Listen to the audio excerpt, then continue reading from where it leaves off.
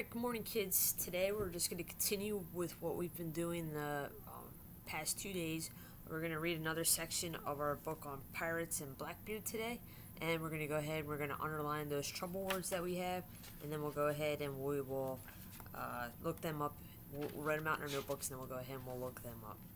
So let's see, where did we leave off? We talked about Blackbeard. Today we're going to cover the Queen Anne's Revenge, which was his ship. So you can see there's his ship right there.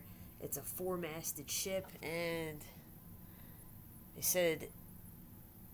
thought they said it was a 6-gun, but it looks like a 1, 2, 3, 4, 5, 6, 7, a 16-gun, which means it's got 8 guns on each side, 8 cannons. So I wouldn't want to run across that if I was out there. Let's see. And then over on this side, we got a guy dressed up like Blackbeard. You can see he did a pretty good job of recreating it. He's got the crazy eyes going on, plus his beard, and then he's got his weapons in his belt. And he's got a big sword in his hand. It looked like a hook looking at it in the camera, but it's a big sword. Alright, so we're going to go ahead and we'll read it and we'll underline our trouble words. Alright. In 1917, Captain Hornigold and Blackbeard expanded their pirating operations. In addition to plundering ships in the Caribbean, they also preyed, we're going to underline preyed, on vessels sailing off the coast of North America. Let's go ahead and underline vessels, make sure we know what that means. Governors all the way down the coast, from Maine to Bermuda to Jamaica, complained that the pirating problem had grown intolerable. Intolerable, that's a good word. Let's go ahead and underline that one. The governor of Jamaica said there is hardly a ship or vessel coming in or going out of this island that is not plundered. In November 1717, the pirates made their way down the coast of North America. Heading south for the West Indies, they crossed paths with a French slave ship named La Concorde. A 300-ton, 16-gun ship had sailed out of Africa, packed with a human cargo of 516 and a crew of 75.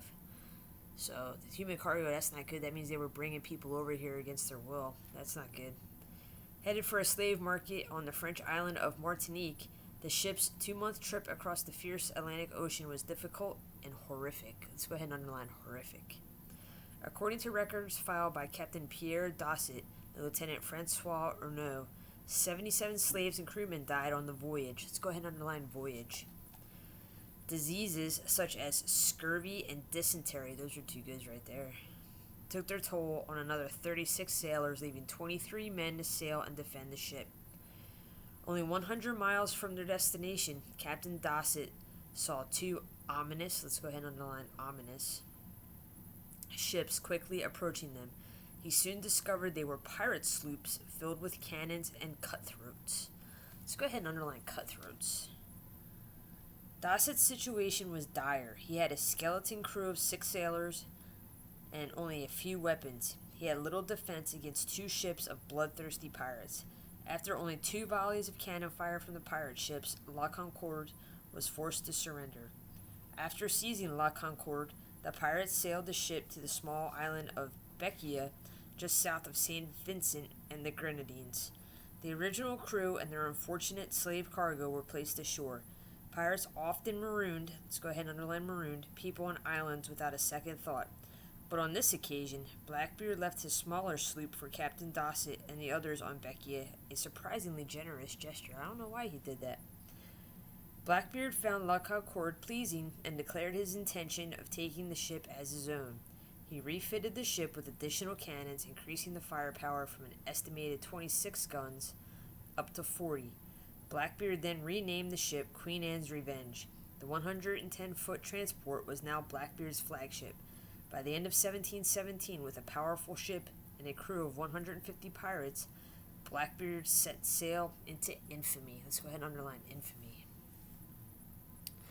Alright, so now that we've read that, we've underlined it, we're going to go ahead, we're going to take a little break from Blackbeard's pirates, and we're going to go ahead and break out our Good Fit book. Now, once again, we're going to read this book to ourselves so we can have a little bit of fun and, expand our own vocabulary and our reading tastes.